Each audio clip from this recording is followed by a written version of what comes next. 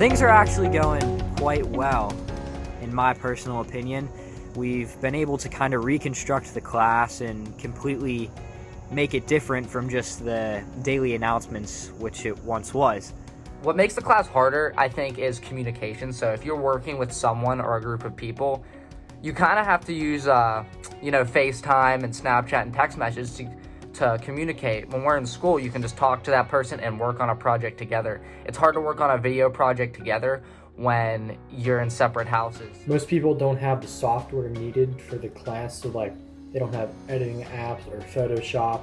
It's just a lot more harder to get those programs because you have to go to the school and rent out a computer which has them all on there. It'd just be a lot easier if you were in school.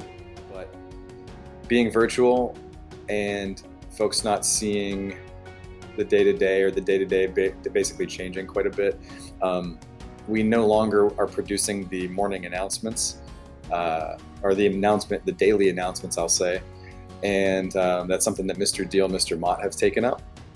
But I believe that that really kind of opened the door for some creativity on our end. So because we are not here and we're not using the studio space and we're not producing a daily news broadcast, that allows our students to pitch their own story ideas. Print media is definitely a lot harder with remote learning. You don't have that opportunity to just get up and ask someone a question or, have someone there to help teach you everything. You're just pretty much on your own a little bit. We have help, but you have to wait a little bit for someone to respond back to you, or you have to wait your turn to ask questions, so it's definitely a lot harder. So school is going to send half the students one day and have the other half go another day.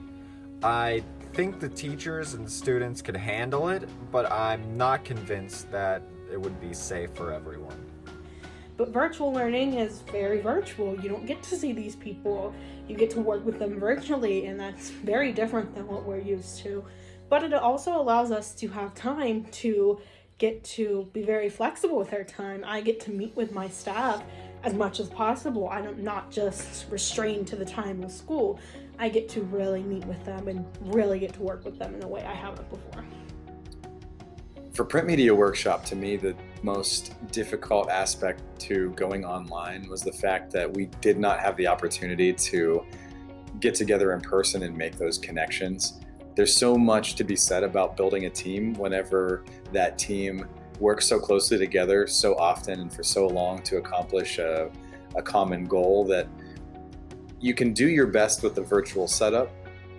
However, there's just something to be said about being in the room where it happens. I definitely liked it a lot better last year with the hands-on thing, because I felt like I got more of a feel on how it would be if I would run my own business, and I think that I was just able to grasp onto things a lot more doing it hands-on rather than online.